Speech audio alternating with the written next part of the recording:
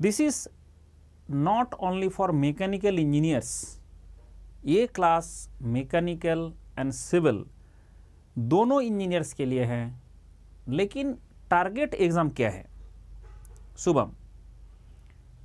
Target exam क्या है? Engineers के लिए है, लेकिन टारगेट तो हमारा जो टारगेट एग्जाम है, क्या है? लो बंद कर रहा हूं फिर भी बंद नहीं हो रहा है। तो हमारा जो टारगेट एग्जाम है तो अल्टीमेटली हमारा जो टारगेट एग्जाम है वो क्या है सर? ये टारगेट एग्जाम, लो इसका तो कुछ और ही बंद हो गया।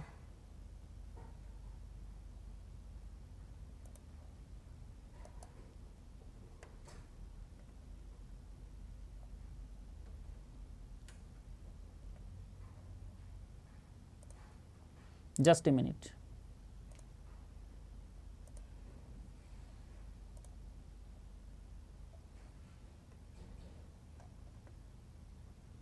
ऑडियो कैप्चर तो हो रहा है।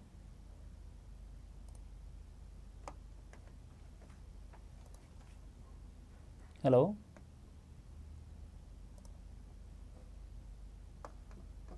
मोबाइल में ही खोल लेता हूं।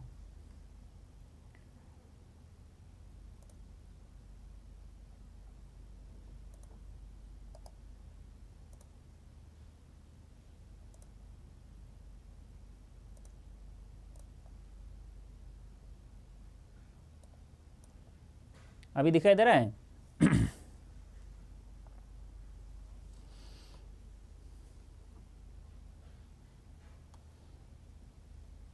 ये कंप्यूटर में कभी कभी शॉर्टकट की, मैंने एक शॉर्टकट की दिया, उस शॉर्टकट की से थोड़ा सा दिक्कत कर दिया। अब मैं इसको दोबारा चेंज करता हूँ। प्रॉपर्टीज,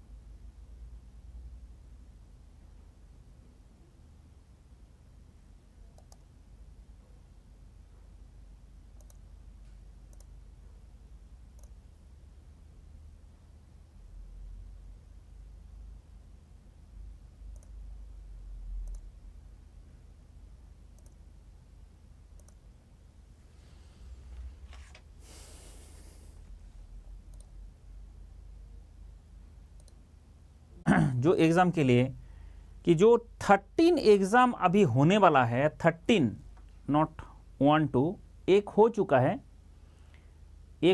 है, एंड बाकी 13 होने वाला है।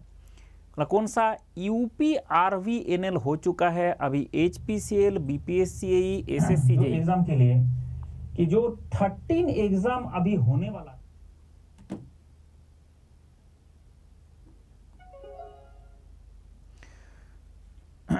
तो अभी जो 13 एग्जाम होने वाला है वो 13 एग्जाम का जो HPCL, BPSC, SSC JEE, Uttarakhand PSC AE, Uttarakhand polytechnic lecturer, BPSC, UPPSC, OPSC, WMSC, MP सब engineer, Midhani, Jharkhand JEE and JNK PSC। तो इतना सारे एग्जाम होने वाला है एंड सारे एग्जाम के लिए हम जो सोच विचार कर रहे हैं वो ये है। बोला सर क्या क्या सोच विचार कर रहे हैं ना? All this exam, for all this exam हम जो सोच विचार कर रहे हैं, दिस इज द क्लास। आपको एक कंटिन्यूएशन में क्लास चल रहा है, हम सब लोग ध्यान रखें जो कंटिन्यूएशन में क्लास चल रहा है, क्योंकि अगर आपको चाहते हो कि इससे पहले कहाँ क्लास हुआ था, तो इससे पहले हमारा क्लास इसमें हुआ था, किसमें? हमारा स्पेशल क्लास में हुआ था। तो स्पेशल क्लास हो, आपका यूट्यूब क्लास हो, आपका प्लस क्लास हो, सारे क्लास के लिए ये आपका QR कोड है, ये आपका लिंक है। जैसे स्प्रेडशीट खोलोगे उसमें सारे आपका लिंक दिखता है। एंड हम शुरू करते हैं। हमारा अभी जो क्वेश्चन सॉल्व हो रहा था, एवरीवन, सब लोगों को मैंने बोला हूँ कि everyone try to solve this question. सारे बंदा बताओ, yes everyone tell me the answer. Suraj, Prachi, Kittu, Anu क्या लिखा है? अरुणा, एवरीवन प्राची से सी, कुमार यू आर से, आपने बोला सी। तो बात यह है कि जब आपने बर्नौली इक्वेशन का बात करोगे तो टोटल एनर्जी आपका इनकम्प्रेसिबल फ्लूइड जो होता है उसमें कांस्टेंट रहेगा तभी जब वो इनविसिड भी होगा, जब वो इनविसिड भी होगा। लेकिन इस क्वेश्चन में एग्जामिनर का दिल का आरमा समझना है कि उन्होंने बोला कि ऐसा है total energy of each particle, ठीक है, each particle at various places in the case of the perfect incompressible fluid. तो इसमें उन्होंने भूल गया बोलना, तो एग्जामिनर का दिल का आरमा आपने समझ लिया, उसके चक्कर में आंसर हो जाएगा इसका सी, इसके चक्कर में आंसर हो जाएगा सी।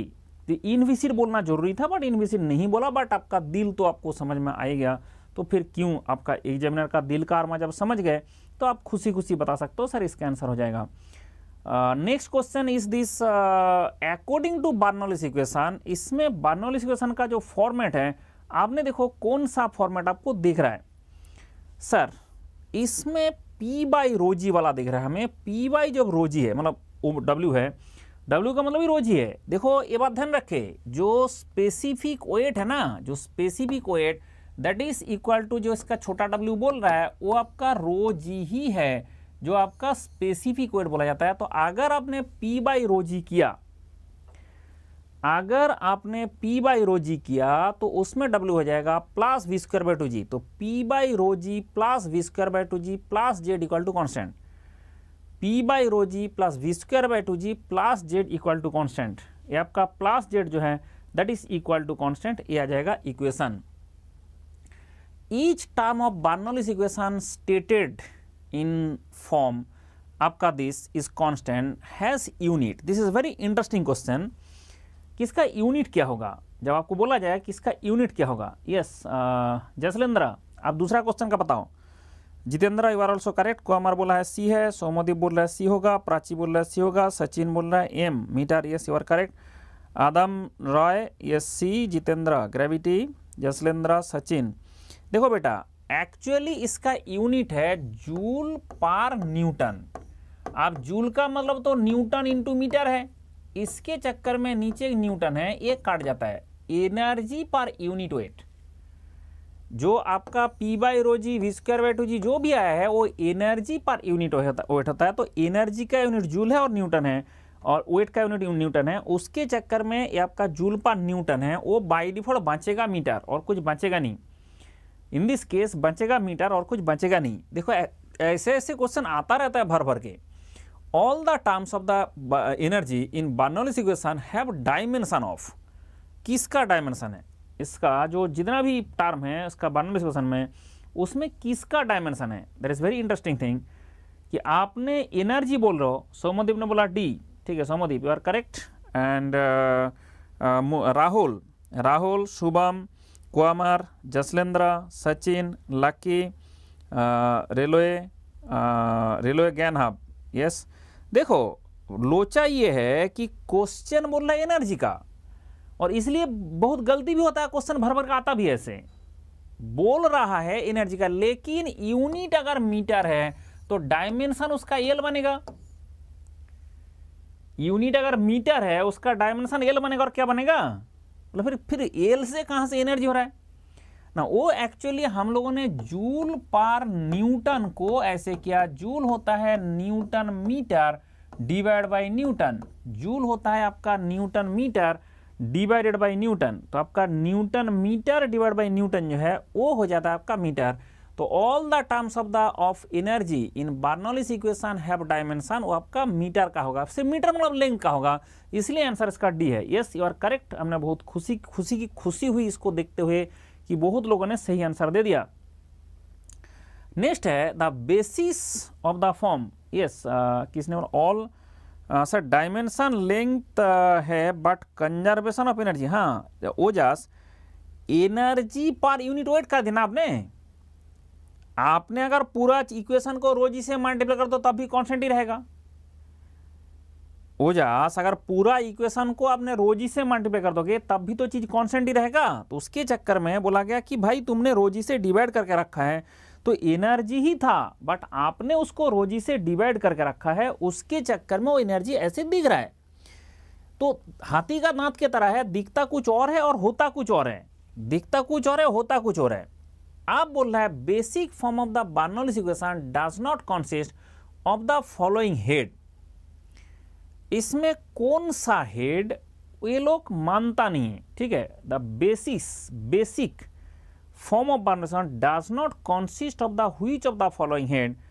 क्या उसमें प्रेशर हेड है? बोला बिल्कुल है। पोटेंशियल हेड है? बिल्कुल है। वेलोसिटी है? बोल के बिल्कुल है। तो कौन सा नहीं है? बोला सर मैनोमेट्रिक हेड नहीं है, पीजोमेट्रिक हेड है।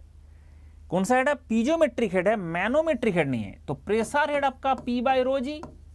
देखो ये जो आपने रो जी से डिवाइड किया उसके चक्कर में आपका क्या हो गया, पर यूनिट वेट से डिवाइड किया तो एनर्जी पर यूनिट वेट हो गया। आपका पोटेंशियल हेड आपका जेड है, पोटेंशियल हेड जो जेड है that is potential head. And velocity head क्या है? Sir velocity V square by 2g आपका वेलोसिटी हेड। तो इसके चक्कर में आपका ऐसे हेड है। तो ये तीन तो होता है, तो मैनोमेट्रिक हेड वाला चीज नहीं है, ठीक है। Okay, Jaslendra Railway gravity Railway Gyanhub gravity Kittu everyone. तो आप लोगों ने बहुत अच्छा किया, बहुत सही बोला, आई एम सो हैप्पी। एंड बाद में डी भी बजा देंगे, अभी तो पहले क्वेश्चन सॉल्व करें। Which one of the following assumptions of the Bernoulli's theorem is not correct? इसमें कौन सा करेक्ट नहीं है? बात ध्यान रखे, नॉट करेक्ट बोला गया। एजम्पशन क्या क्या है वो नहीं, जो गलत है वो बताना है। इसमें जो गलत है वो बताना है। तो इसके केस में गलत है कि फ्लूइड शुड बी, फ्लूइड इसमें show that is flow should not be unsteady. देखो ऐसा अंग्रेजी लिखा है कि बंदा गलती करे। देखो एग्जामिनर थोड़ा सा ऐसे जुगाड़ लगाता है कि नॉट बी अनस्टेडी मतलब फ्लो शुड बी स्टेडी। इसका दो बार नॉट आ गया ना, अनस्टेडी और नॉट दो नेगेटिव स्ट्रॉन्ग एफर्मेटिव होता है। दो नेगेटिव कोई चीज है स्ट्रॉन्ग एफर्मेटिव होता है, उसके चक्कर में flow should not be unsteady जो बोला है वो बोलना चाहिए फ्लो एक्चुअली स्टेडी है, ठीक है। तो इसका मतलब ये बात तो सही है कि ये हमने करते हैं, मतलब दिस इज ट्रू, इसलिए आंसर नहीं है ये। हमें नॉट चाहिए, हमें नॉट चाहिए, तो ट्रू है तो बोलो this can not be answer. Flow should be continuous, बोला हाँ ये तो ट्रू है, फ्लो कंटिन्यूअस तो होना ही चाहिए। Fluid should be compressible, no no no, fluid should be incompressible, इसलिए फ्लूइड आपका इनकॉम्प्रेसेबल, इसलिए नॉट बोला है, इसलिए नॉट वाला आंसर आ रहा है। This is true but this is false, but false से में मांगा गया। फ्लो शुड बी फ्रिक्शनलेस, ये देखो फ्रिक्शन का वर्ड जो है वो आपका विस्कोसिटी होता है। जैसे हमने सॉलिड के केस में बोलते हैं, ऐसे हमने लिक्विड के केस में बोलेंगे तो फ्रिक्शन ही आपका विस्कोसिटी है। सॉलिड के केस में जो फ्रिक्शन होता है वो होता है, और इसके केस में जो फ्रिक्शन होता है आपका सॉलिड ही विस्कोसिटी होता है। इसलिए विस्कोसिटी का बात किया जाए, कौन सा सिटी? विस्कोसिटी, इसलिए विस्कोसिटी का बात किया जाए। तो अल्टीमेटली देखा जाए कि ये जो सोच विचार है इसका विस्कोसिटी का बात किया जाए तो वे देखा जा रहा है फ्लो शुड बी फ्रिक्शनलेस, जो आपका फ्लो है वो शुड बी फ्रिक्शनलेस, मतलब इनविसिड, मतलब विस्कोसिटी म्यू इक्वल टू 0, तो आपका जो है म्यू इक्वल टू 0। इसलिए अगर आप देखोगे कि एक जुगाड़ भी है, सॉलिड के केस में हमने फ्रिक्शन को, कोएफिशिएंट ऑफ फ्रिक्शन को कौन सा सिंबल यूज करता है? सॉलिड के केस में कोएफिशिएंट ऑफ फ्रिक्शन के लिए हमने कौन सा सिंबल यूज करता है? बोला म्यू। और फ्लूइड के केस में विस्कोसिटी के लिए कौन सा सिंबल यूज करता है? म्यू। इसका कारण वही है कि दोनों ही फ्रिक्शन है। अब वो सॉलिड का फ्रिक्शन है या आपका लिक्विड का फ्रिक्शन है, वो आपका सॉलिड का है और लिक्विड का है। तो इसको म्यू वाला जो लोचा है, ये ध्यान रखे, जो फ्रिक्शन वर्ड यूज किया, क्योंकि ज्यादातर स्टूडेंट विसिड इनविसिड जानता है, विस्कोसिटी 0 ये वर्ड भी जानता है, लेकिन ये नहीं जानता है कि फ्रिक्शन, फ्लूइड के केस में फ्रिक्शन का मतलब ही विस्कोसिटी है। जहां पे विस्कोसिटी है वहीं पे फ्रिक्शन होगा, नहीं तो होगा नहीं। जो आपका फ्रिक्शनल लॉस है, जहां पे विस्कोसिटी होगा वहीं पे फ्रिक्शन होगा, नहीं तो होगा नहीं। तो जहां विस्कोसिटी है वहीं पे फ्रिक्शन होगा। Bernoulli's equation is use for, अब जाके हम नेक्स्ट क्वेश्चन में चले। Sir Bernoulli's equation is use for किसके लगेगा? इसमें ध्यान से देख के आंसर देना, क्योंकि जो आपको नोट लिखाया वो नोट के हिसाब से बताओ। आप क्या जानते थे नहीं जानते छोड़ दो, नोट मंडल ने लिखा दिया, उसके हिसाब से बताओ क्या आंसर होना चाहिए। संदीप सोमदीप बोला है सी होगा, राहुल बोला सी होगा, ग्रेविटी बोला सी होगा, ग्रेविटी एंड आदम आपने बोला C, Jitendra you are C, okay okay okay, everyone C, Ojas, Jaslendra, Ishan, Avdesh, Sachin, ठीक है। प्राची तुम कहाँ हो, क्यों तुम्हारा आंसर, अच्छा सी दे दिया पहले, ठीक है, very good. Lucky you are also C, very good. भाई जो बर्नौली इक्वेशन है टर्बुलेंट फ्लो में होगा ही नहीं, क्योंकि आपने जब यूलर इक्वेशन बनाए थे उसमें टर्बुलेंस को कंसीडर नहीं किए थे, इसलिए टर्बुलेंट में होगा ही नहीं। लैमिनर विस्कस, लैमिनर तो ठीक था बट विस्कस में होगा नहीं, क्योंकि आपने जब यूलर इक्वेशन बनाए थे उसमें लैमिनर आपने नहीं लिए, उसमें आपने विस्कस नहीं लिए थे, इनविस्कस होगा। इनकम्प्रेसिबल फ्लूइड होगा तभी काम करेगा, क्योंकि आपने इनकम्प्रेसिबल कंप्रेसिबिलिटी फैक्टर को उड़ा दिए थे इससे। Yes, viscous flow at high speed, मतलब सर विस्कस जहां आ गया विस्कोसिटी होगा ही नहीं, तो इसके चक्कर में आंसर होगा C. Yes, I am so happy and proud कि सब लोगों ने सही आंसर दे दिया, बहुत खुशी की बात है। Which of the following is not an assumption of the Bernoulli equation. देखो घुमा फिरा के अगर जितना लोगों ने मंडल का अभी तक क्लास किया पता चल गया, घुमा फिरा के वही क्वेश्चन आता रहता है और यही 2022 में भी यही घुमा फिरा के आएगा। ओके, 2022 में घुमा फिरा के यही आता है, लेकिन ध्यान आपको रखना पड़ेगा कि ये नॉट लिखा है, मतलब जो सही है वो आंसर नहीं है। तो बताइए फ्लो इज स्टेडी, ये ट्रू है कि फॉल्स है? सर ये तो ट्रू है, क्योंकि स्टेडी फ्लो के लिए ही बनाए थे। आपको मैं इसलिए दो इक्वेशन लिखा था, दो इक्वेशन लिखाया हूं, किसका? यूलर का। क्यों? क्यों? OLR भी बोलता है कुछ लोगों ने प्रोनाउंसिएशन, अगर OLR इक्वेशन, OLR यूलर। तो OLR इक्वेशन का जो पहला टर्म है, जो पहला जो लिखा था मैंने, उसमें अनस्टेडी होगा तो dV/dt के साथ एक ds मल्टीप्लाइड रहेगा। वो टर्म कब उड़ता है ना, जब आपका स्टेडी हो जाता है, इसलिए वो स्टेडी वाला चीज हमें चाहिए। एंड फ्लो इज आइडियल, अगर जो फ्लो है, अगर फ्लो का बात किया जाए, फ्लो इज आइडियल मतलब उसका विस्कोसिटी नहीं है। फ्लो इज इरोटेशनल, देखो फ्लो इज इरोटेशनल होगा तो ऐसे एजम्पशन हम लोगों ने लिया था क्या? फ्लो रोटेशनल होगा कि फ्लो इरोटेशनल होगा, ऐसे। And flow is compressible, flow is compressible, मतलब सर ये तो पक्का आपका एजम्पशन गलत हो गया, क्योंकि दिस इज फॉल्स। ये भी ट्रू है और ये पार्शियली ट्रू है। क्यों ना? अगर आपका बर्नौली इक्वेशन में रोटेशनल होता है तो उसके केस में आपको ईच स्ट्रीम लाइन का अलग कांस्टेंट मिलता है, ईच स्ट्रीम लाइन का अलग कांस्टेंट मिलता है। तो इसके केस में जो फ्लो इज इरोटेशनल, ये तब हम यूज करते हैं जहां पे हम बोलते हैं फ्लूइड का सेक्शन टू सेक्शन लगा दूंगा। जैसे एक पाइप के अंदर फ्लूइड फ्लो कर रहा है तो हमने तो एक सेक्शन से दूसरा सेक्शन का इक्वेशन लगा देता है, सेक्शन 1 सेक्शन 2 में, लेकिन उसका रोटेशनल इरोटेशन हम चेक नहीं करता है। मतलब हम बाय डिफॉल्ट मान लेते हैं भाई इसमें इरोटेशनल फ्लो हो रहा है, इसलिए ये आपका पार्शियली ट्रू है, क्योंकि इरोटेशनल में भी करेगा, और अगर उन्हें बर्नौली इक्वेशन आप बनाते हो एक स्ट्रीम लाइन का तो वो रोटेशनल में भी करेगा। लेकिन रोटेशनल में लो चाहिए कि हर स्ट्रीम लाइन का अलग अलग होता है, उसका सी जो कांस्टेंट आएगा हर स्ट्रीम लाइन का अलग अलग रहता है, इसलिए यहाँ पे दिस इज पार्शियली गलत और ये तो पूरा गलत दिख रहा है। तो इसके चक्कर में ये जो एग्जाम है उस एग्जाम के हिसाब से इतना डेप्थ में एग्जामिनर नहीं गया। एग्जामिनर बोला भाई तुमको सिंपल सा चीज दिख रहा है कि इनकॉम्प्रेसिबल होना चाहिए तो और कॉम्प्रेसिबल दे दिया तो वो गलत है, तो इसके चक्कर में आंसर हो जाएगा D. Bernoulli equation can not be applied when the flow is, कब हमने बर्नौली इक्वेशन नहीं लगा सकते, कब हम बर्नौली इक्वेशन नहीं लगा सकते, कब नहीं लगा सकते? बोला सर बर्नौली इक्वेशन रोटेशनल में लगाने के लिए हमें हर स्ट्रीमलाइन का अलग करना पड़ेगा। एक क्वेश्चन मार्क है।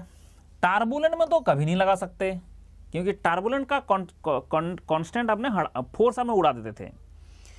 अनस्टेडी में भी नहीं लगा सकते, और ये दोनों एग्जामिनर खुद ही बता रहा है, मतलब रोटेशनल के केस में नहीं लगा सकते बोल रहा है, तो इसका मतलब all of the options are correct, कभी नहीं लगा सकते। रोटेशनल में लोचा क्या है कि ईच स्ट्रीमलाइन का अलग होता है इसका कांस्टेंट, कौन ढूंढने जाएगा कांस्टेंट? फिर हर स्ट्रीमलाइन में आप अगर अलग कांस्टेंट होगा उसको कौन ढूंढने जाएगा? तो लगाया जा सकता है बट हम लगाते नहीं है, ये भी ध्यान रखें। इसलिए कैन नॉट भी अप्लाइड था, इसमें कैन नॉट भी मतलब अपना किसी में भी यहाँ पे नहीं लगाएंगे बर्नौली इक्वेशन। देखो क्वेश्चन को घुमा घुमा के ऐसे ही पूछा जाता है। Somnath you are correct, gravity you are correct, Adam you are correct, Prachi you are correct, कि क्वेश्चन को घुमा घुमा के ऐसे ही पूछा जाता है। तो जितना लोगों ने मेरे साथ कंटिन्यू ऐसे, जैसे प्राची है, ये बाकी लोग जो जसलेंद्र है, अब बाकी लोग जो सब कर रहे हो, एवरीवन, ये ध्यान रखे कि जब आपने मंडल का पूरा क्लास करोगे ना, आपको खुद ही पता चल जाता है कि इससे ज़्यादा कुछ होता नहीं है और इससे ज़्यादा क्वेश्चन पूछ भी नहीं सकते।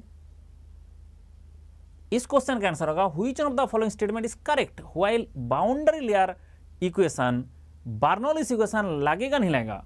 बाउंड्री लेयर जो इक्वेशन होता है उसमें लगेगा नहीं लगेगा? सवाल सिंपल है। अब सवाल है सर बाउंड्री लेयर के बारे में आप तो पता नहीं। देखो हर चीज थोड़ा सा लिंक्ड है, तो आप ये ध्यान रखना है कि बाउंड्री लेयर जहां बनता है उसके बाउंड्री लेयर के अंदर में बाउंड्री लेयर बनता ही है विस्कोसिटी के कारण, बाउंड्री लेयर बनता ही है विस्कोसिटी के कारण। तो बाउंड्री लेयर के अंदर में जहां पे जो फ्लूइड है वो तो आपका विस्कस फ्लो कर रहा है और विस्कोसिटी है, मतलब आपका बर्नौलीज नहीं लगेगा। बट बाउंड्री लेयर के बाहर, जैसे कभी भी अगर ये हमारा प्लेट है, इस प्लेट के इतना सा हमारा बाउंड्री लेयर है, ये बाउंड्री लेयर के अंदर में फ्लूइड का वेलोसिटी कम हुआ, क्यों हुआ? बाउंड्री लेयर के अंदर में फ्लूइड का वेलोसिटी कम हुआ, क्यों हुआ? अगर आपको पूछा जाए सर फ्लूइड का वेलोसिटी कम हुआ क्यों हुआ, sir that is due to viscosity. तो बाउंड्री लेयर के अंदर में विस्कोसिटी रहता है, उसके कारण वहां पे बर्नौलीज नहीं लगा सकते। बट बाउंड्री लेयर के बाहर यहां पे जो है फ्लूइड का सेम टू सेम वेलोसिटी रहता है, उसके चक्कर में वहां पे हम उसको विस्कोसिटी इनविसिड बोल सकता है। बाउंड्री लेयर पार कर जाओगे वहां पे आपका विस्कोसिटी नहीं लगता, तो बाउंड्री लेयर के बाहर जाके लग सकता है, बाउंड्री लेयर के बाहर लग सकता है बट बाउंड्री लेयर के अंदर में नहीं लग सकता। इसलिए इसका आंसर कौन सा आ जाएगा सर? बी फॉर बॉम में can be used only outside the boundary layer, boundary layer के अंदर में कभी नहीं लगेगा। इसलिए ये बात बहुत इंपॉर्टेंट है, सब लोग ध्यान रखें कि बाउंड्री लेयर के अंदर में विस्कोसिटी के इफेक्ट आ जाता है, उसके कारण नहीं लगेगा। और बाउंड्री लेयर के बाहर जो है आपका उसमें विस्कोसिटी रहता है, लेकिन वो आपका फ्रिक्शन कुछ काम नहीं कर पाएगा क्योंकि वेलोसिटी ग्रेडियंट वहां पे जीरो हो जाता है, उसके चक्कर में वहां पे विस्कोसिटी का कोई इफेक्ट ही नहीं है। तो इसके कारण यहाँ पे जब विस्कोसिटी का इफेक्ट नहीं है तो विस्कोसिटी एनर्जी फूंक नहीं पाया, ये जो आपका बाहर है उसमें विस्कोसिटी फूंक नहीं पाया। तो उसका हमने बाउंड्री लेयर में और डिटेल्स में बताएंगे कि कैसे फूका कैसे नहीं फूका, that is another matter. But ध्यान रखिए कि इसके बाउंड्री का अंदर वाला फ्लूइड का वेलोसिटी कम होता है विस्कोसिटी के कारण, उसके कारण आप वहां पे नहीं लगा सकते बर्नौलीज इक्वेशन। आप बताएं सेम टू सेम क्वेश्चन है, ध्यान रखें कि ये आपका नहीं ये तो हाँ ये मंडल का सिलेक्टेड क्वेश्चन था। आप देखो ये एसएससी में आ चुका है, वो आता रहता है, तो मैंने इसलिए कुछ क्वेश्चन मंडल का सिलेक्शन भी दिया हूं। व्हिच ऑफ द फॉलोइंग, तो सेम टू सेम ही क्वेश्चन है, can be used only outside the boundary layer, can be used outside the boundary layer जिसमें विस्कोसिटी का कोई इफेक्ट नहीं है। Yes, within a boundary layer for a steady incompressible flow the Bernoulli's equation. देखो question में लिख के दिया है, क्वेश्चन को जुगाड़ से देख के बताओ कहां पूछ रहा है? With in a boundary layer कहां पूछ रहा है? सचिन कहां पूछ रहा है? With in a boundary layer. क्या बाउंड्री लेयर के अंदर में स्टेडी है, इनकम्प्रेसिबल है, कोई बात नहीं, लेकिन विस्कोसिटी रह गया ना भाई, विस्कोसिटी रह गया ना भाई, और विस्कोसिटी अगर है तो काम ही नहीं करेगा बाउंड्री इसमें बर्नौलीज इक्वेशन। विस्कोसिटी अगर है तो उसमें बर्नौलीज काम नहीं करेगा, तो does not hold because the flow is frictional. Frictional मतलब वहां पे आपका ये बोला तब से सुबह से समझा रहा था, सॉलिड का कोएफिशिएंट ऑफ फ्रिक्शन म्यू है, ऐसे ही फ्लूइड का भी कोएफिशिएंट ऑफ फ्रिक्शन म्यू होना चाहिए। बट वहां पे हम इसको कोएफिशिएंट ऑफ फ्रिक्शन नहीं बोलते हैं, उसको हमने बोलते हैं विस्कोसिटी। तो वो जो आपका डज नॉट होल्ड बिकॉज, क्योंकि बर्नौलीज इक्वेशन लगेगा तो उसके लिए विस्कोसिटी जीरो होना जरूरी है, तो इसके कारण बर्नौलीज इक्वेशन नहीं लग सकता। तो इसका मतलब आंसर इसका कौन सा हो जाएगा? प्राची कौन सा आंसर हो जाएगा सर? आंसर हो जाएगा डी फॉर दिल्ली। तो इस क्वेश्चन का आंसर हमारा डी हो जाएगा, D for Delhi. Got it और नॉट? क्या सब लोग समझ गए? Consider the following statement regarding Bernoulli's theorem for fluid flow। ये Bernoulli's theorem बोलो, Bernoulli's equation ही बोल दो भाई, Bernoulli's equation ही बोल दो। अब बोला which of the above statement is correct, तो आप बताओ कि कंजर्वेशन ऑफ एनर्जी है क्या, ये सुनो मेघा, ये कंजर्वेशन ऑफ एनर्जी है कि नहीं? बोला सर ये तो कंजर्वेशन ऑफ एनर्जी है, तो 1 होगा। अगर 1 होगा तो it can not be answer. पहले ऐसे काटना सीखो, अगर 1 होगा तो it can not be answer. Steady flow 2 भी होगा, अगर 2 होगा it can not be answer, it can not be answer. अब हमारे पास 2 आ गया। अब बोला विस्कस फ्लो, सर वो इन विस्कस होगा, दिस इज नॉट, तो आपका 3 नंबर नहीं होगा, तो this can not be answer. तो बचा कौन सा ना, बचा है आपका ए। तो लास्ट वाला इनकम्प्रेसिबल होगा, बोला सर वो सही है, तो आपका क्या हो जाएगा 1, 2 and 4, 1, 2 and 4 इनविसिड होगा, यस में इनविसिड होगा, इनविसिड होगा 3 कट गया। तो ये जुगाड़ लगा के हमें क्वेश्चन सोच विचार करना होता है, जो 1, 2, 3, 4 वाला होता है वो काटना सीखो आप। जैसे कंजर्वेशन ऑफ एनर्जी है, तुरंत हमने काट दिया, फिर आपका जो है स्टेडी है तो उसके चक्कर में दूसरा कट गया, फिर आपका विस्कस है तो उसके चक्कर में तीसरा कट गया। तो ऐसे काट काट के आपका आंसर नीचे बचेगा, एंड वो बहुत आसान से इस टाइप का क्वेश्चन जुगाड़ लगा सकता है। Prachi you are correct, Megha, Chanda, Ojas, Kittu, everyone very good.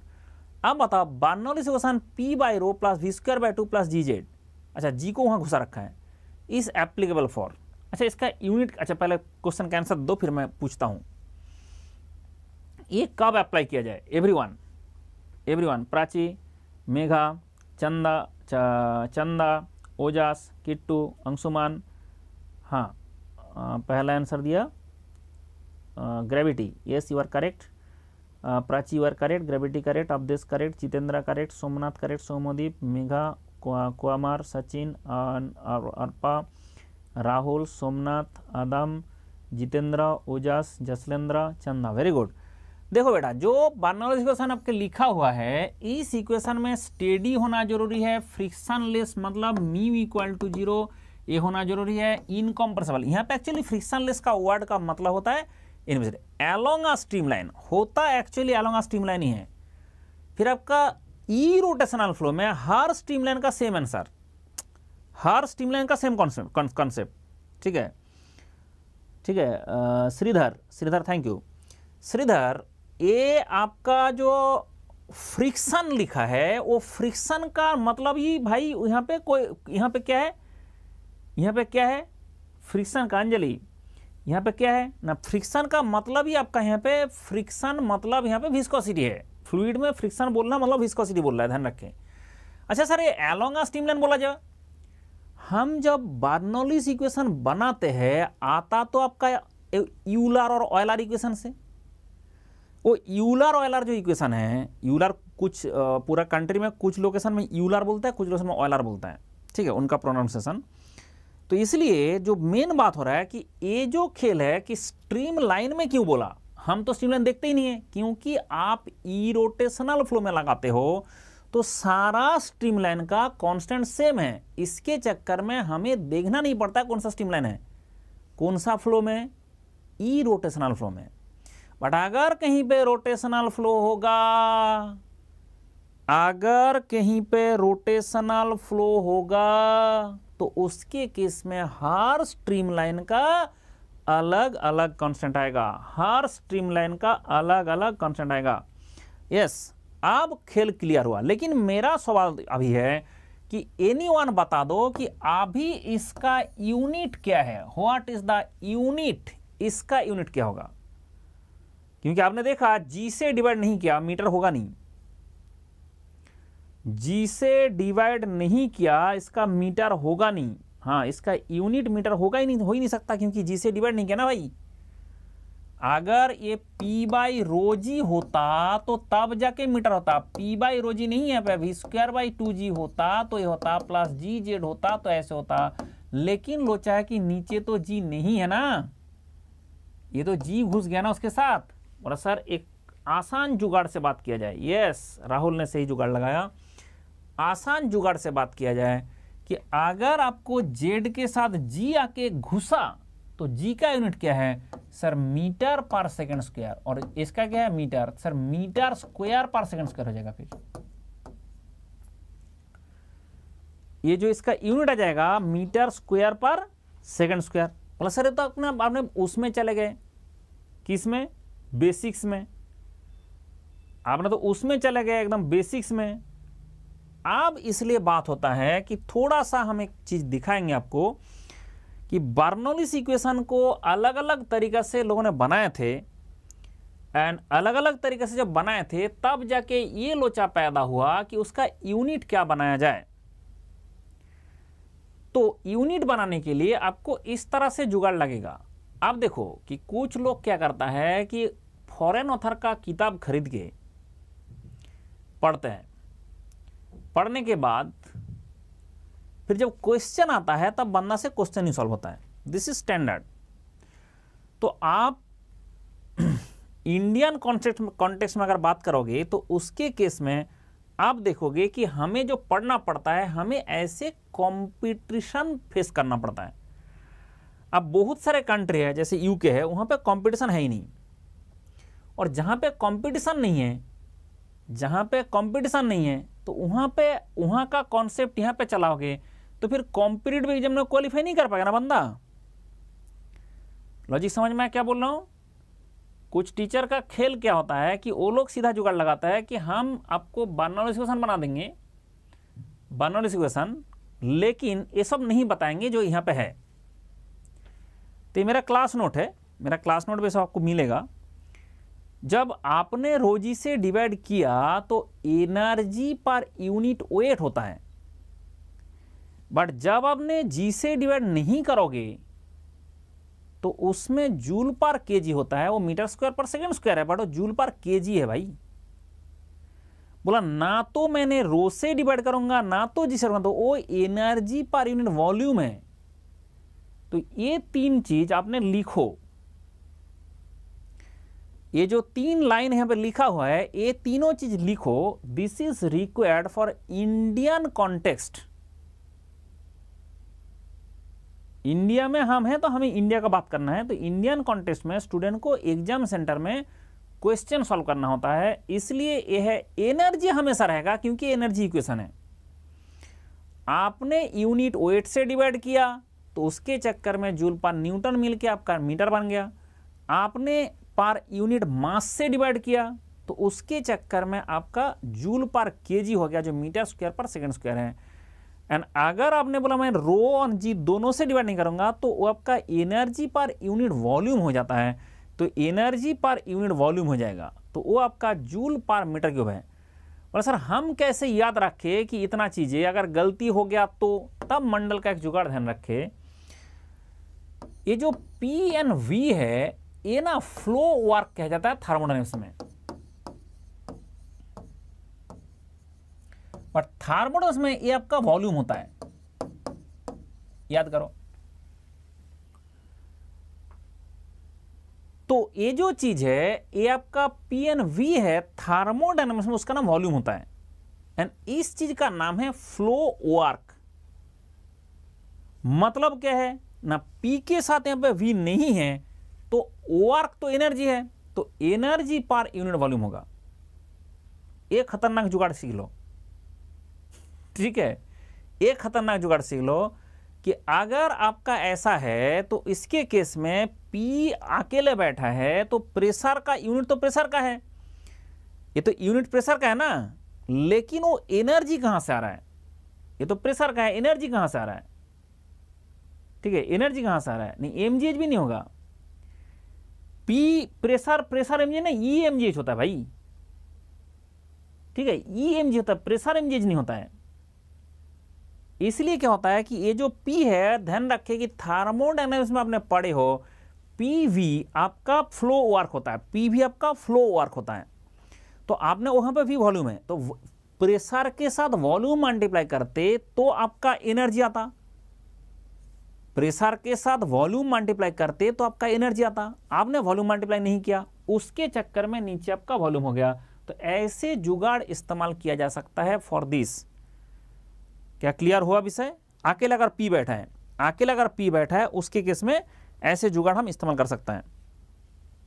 Okay आंसू, ठीक है आंसू, good afternoon, I am late, class चल रहा है, कोई बात नहीं भाई, रिकॉर्डेड देख लेना, यही तो अनअकैडमी का सबसे तोप जुगाड़ है, यही तो आने का सबसे तो जुड़ा है। अगर आप बोलोगे सर कैसे, आप ऐसे बोल सकते हो सर कैसे, तो कैसे का बात है pressure of the pressure head आपका पी बाई रो जी कैसे हुआ है, वेट से, मास से, किस तरह से मिला है वो आपको यहाँ पे करके दिखाया गया। लेकिन इतना डिटेल्स में घुसने से जरूरत नहीं है, बट ये मैं बता रहा हूं कि जो मंडल पढ़ाता है उससे क्यों सिलेक्शन होता है, मंडल जो पढ़ाता है उससे क्यों सिलेक्शन होता है, उसका कारण है कि हम इंडिया में है तो हम इंडियन कॉन्टेक्स्ट का बात करेंगे। ऐसा नहीं है कि सारे फॉरेनर का बुक एक चाटो और उसमें जो लिखा है उसको आके चटा दो और बोलो कि मैं बहुत महान हूं। भाई इंडियन कॉन्टेक्स्ट में बात करें कि यहाँ पे बंदे को कॉम्पीट करना पड़ता है, और जो कंट्री में बंदा को कॉम्पीट नहीं करना पड़ता है उन लोगों का क्या है कि भाई समझा दो, भाई समझा दो, समझ गए। यहाँ पे आपको कॉम्पीट करने के लिए पहले समझना पड़ेगा, फिर रटना पड़ेगा, फिर प्रैक्टिस कर करके स्पीड अप करना पड़ेगा। ये 3 चीज करना पड़ता है तब इंडिया में नौकरी मिलता है। Which is Bernoulli's equation applicable, which is Bernoulli's equation applicable between any 2 points. आप बताओ कि एनी 2 पॉइंट में हम लगा देंगे, हम स्ट्रीमलाइन का देखेंगे ही नहीं। एनी 2 पॉइंट में लगा देंगे, हम स्ट्रीमलाइन देखेंगे ही नहीं, स्ट्रीमलाइन देखेंगे नहीं। वाला स्ट्रीमलाइन का मतलब नहीं है, ये तभी हो पाएगा जब आपका देखो बर्नौलीज इक्वेशन, यूलर और ऑयलर, जो आप प्रोनाउंसिएशन का तो ही करो, यूलर और ऑयलर इक्वेशन से आपने देखा बर्नौलीज इक्वेशन उसका इंटीग्रेशन करके आया था और यूलर इक्वेशन आपने बनाए थे स्ट्रीमलाइन में, तो ये इक्वेशन आपका किसके लिए होगा, एक स्ट्रीमलाइन में। लेकिन अगर चीज फ्लो ई रोटेशनल हो गया, अगर फ्लो ई रोटेशनल हो गया तो उसका मतलब आपका स्ट्रीमलाइन का कोई मतलब नहीं है। हर स्ट्रीमलाइन में सेम आंसर आता है, हर स्ट्रीमलाइन में सेम आंसर आता है। उसके चक्कर में आपका स्टेडी इनकम्प्रेसिबल तो होगा ही होगा, इनविसिड भी होगा, एंड ई रोटेशनल अगर हो गया तो आपका any point two any point लग जाएगा। एक पाइप में फ्लूइड फ्लो कर रहा है, अगर वो रोटेशनल नहीं है, इरोटेशनल फ्लो है तो कोई दिक्कत नहीं है, इरोटेशनल होता है। तो अगर इरोटेशनल फ्लो हो रहा है उसके केस में ये आपका बिंदास काम कर जाएगा। जहां रोटेशनल फ्लो आ गया तो वहां पे काम कर सकता है, लेकिन तब करेगा जब हर स्ट्रीमलाइन का अलग अलग कांस्टेंट आएगा, जो हमारे लिए पॉसिबल नहीं है। हर स्ट्रीमलाइन कौन ढूंढने जाएगा? तो इसलिए देखोगे कि ई रोटेशनल होने से हमने किसी भी पॉइंट से किसी भी पॉइंट में इसको अप्लाई करते हैं।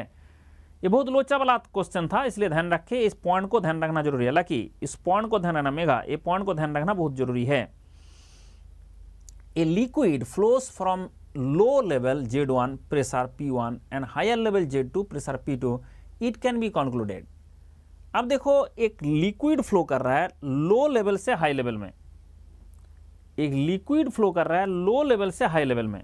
अब ध्यान से देखिए, एक लिक्विड फ्लो कर रहा है लो लेवल से हाई लेवल में, तो उसके केस में आप क्या कंक्लूड कर सकता है? इसके केस में क्या कंक्लूड कर सकते? Z1 का वैल्यू दे दिया। और सर एक चीज ना, एग्जामिनर का दिल का आर्मा भी हमें समझना होता है। आप बोलोगे सर ऐसा भी हो सकता है, कैन बी, ऐसा भी हो सकता है कि अगर फ्लूइड फ्लो कर रहा है और ऐसे करके डाइवर्जिंग पाइप है, ऐसे कन्वर्जिंग पाइप है, दोनों में डिफर कर जाएगा भाई। एक diverging pipe and converging pipe, उसमें भी डिफर कर जाएगा। जो बोल रहा है प्रेशर, वो बाय डिफॉल्ट अंडरस्टूड कि ऐसा पाइप का बात एग्जामिनर नहीं कर रहा है, पाइप एग्जामिनर बात कर रहा है ऐसा पाइप का। तो इसके केस में फ्लूइड जब ऊपर की तरफ फ्लो कर रहा है, फ्लूइड जब नीचे तरफ फ्लो कर रहा है, कोई भी, तो इसके केस में बताओ liquid flows from low level, तो फ्लूइड ऊपर तरफ फ्लो कर रहा है, तो यहां से यहां का प्रेशर यहाँ पे P1 है, यहाँ पे प्रेशर P2 है, यहाँ प्रेशर P1 है, इसका लेवल Z1 है, इसका लेवल Z1 है, इसका लेवल Z2 है।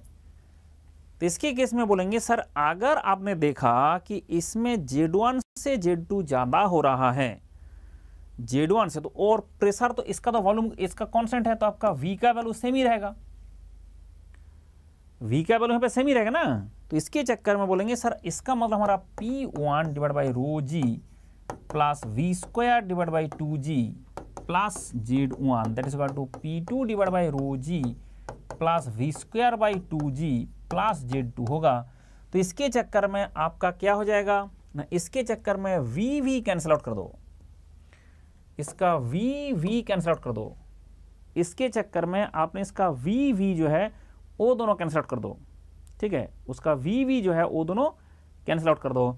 जैसे ही कर देंगे सर आप बता रहा है, कौन बता रहा है? आप बता रहा है कि ये जो Z1 है Z2 है ये दोनों मिल गए। चलो एक वैल्यू से समझा जाए, आपका आज कोई दिक्कत है वैल्यू से समझा जाए, आप वैल्यू से समझ सकते हैं। Just a minute.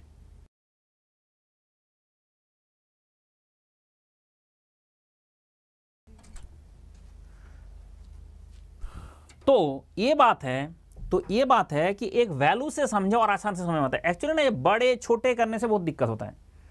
मान लो मेरा Z1 का वैल्यू है 5 मीटर और Z2 का वैल्यू है 10 मीटर। लो आप सब बताओ, मान लो मेरा Z1 का वैल्यू है 5 मीटर, Z2 का 10 मीटर। ये जो जुगाड़ मैं सिखा रहा हूं ये सब लोग सीख जाए, ये जुगाड़ सब लोग सीख जाए। This is very interesting thing कि आप क्या होता है कि आपको बोला गया Z1 Z2 Z1 Z2 कौन छोटा कौन बड़ा, कौन बड़ा कौन छोटा, पगला जाओगे ना उसमें। कौन छोटा कौन बड़ा, कौन बड़ा कौन छोटा, उसमें पगला जाओगे ना। अब वो पगला जाने से मंडल का जुगाड़ यहां पे काम करेगा कि आप छोटा बड़ा ना करके इसका वैल्यू 5 इसका वैल्यू 10 मानो। हो गया ना छोटा बड़ा का खेल। अब मुझे बताओ कि P1 बड़ा है कि P2 बड़ा है।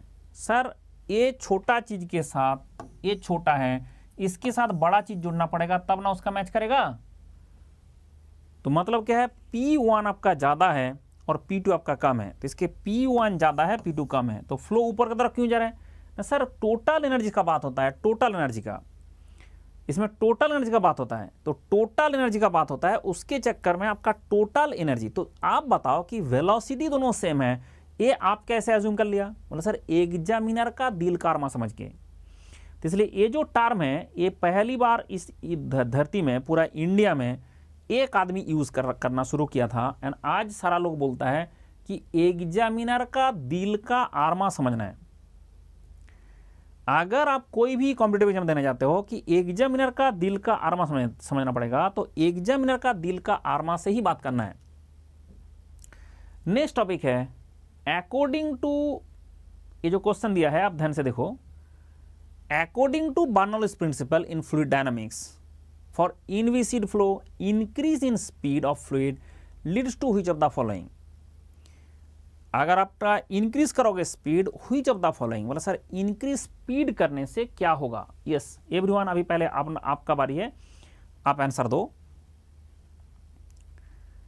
आपने अगर फ्लूइड का स्पीड बढ़ा रहे हो, बाहर से एनर्जी दे तो नहीं रहो। सोमनाथ बोला बी। देखो ढंग से देखो, पूरा ख्याल ढंग से देखो कि आपने स्पीड बढ़ा दिया मतलब वेलोसिटी बढ़ा दिया। आपने स्पीड बढ़ा दिया मतलब वेलोसिटी बढ़ा दिया। ध्यान से, अभी ध्यान से देख के आंसर देना। Prachi you are correct. बेटा तुमने स्पीड बढ़ा दिया, तो स्पीड बढ़ा दिया और आपका क्या है P/ρg plus V²/2g plus Z equal to constant है। अब अगर इसको बढ़ा दोगे आपने तो इन दोनों का वैल्यू कम होगा ना, दोनों मिला के। अकेले P क्यों कम होगा भाई, अकेले P का क्या गुना है, Z भी तो कम हो सकता है। अकेले P का क्या गुना है, Z भी तो कम हो सकता है। क्योंकि एक टर्म बढ़ाया, ये दोनों मिला के कम। जैसे मान लो कि इसका पहले वैल्यू था 10, उससे हमने 20 कर दिया।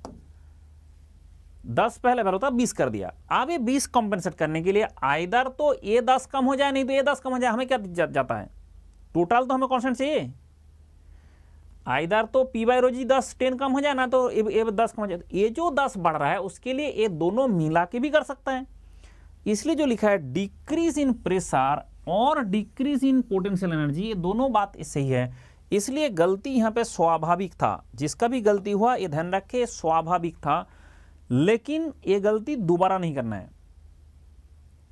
एक बार हो गया बहुत खुशी की बात है, कोई दिक्कत नहीं है, लेकिन दोबारा नहीं करना है। कि जब आपको बोला गया ओनली आप वेलोसिटी बढ़ा रहे हो, आपके पास दोनों ऑप्शन है। आइदर तो आपका फ्लूइड का पोटेंशियल एनर्जी कम करो, नहीं तो प्रेशर कम करो, और उतना ही कम करो जितना हेड उसका कम हुआ, उतना ही कम करो जितना हेड बढ़ा। ठीक है, चलो मेरा अभी मैं इसको क्लोज करूंगा एंड थोड़ा सा मेरा और काम है।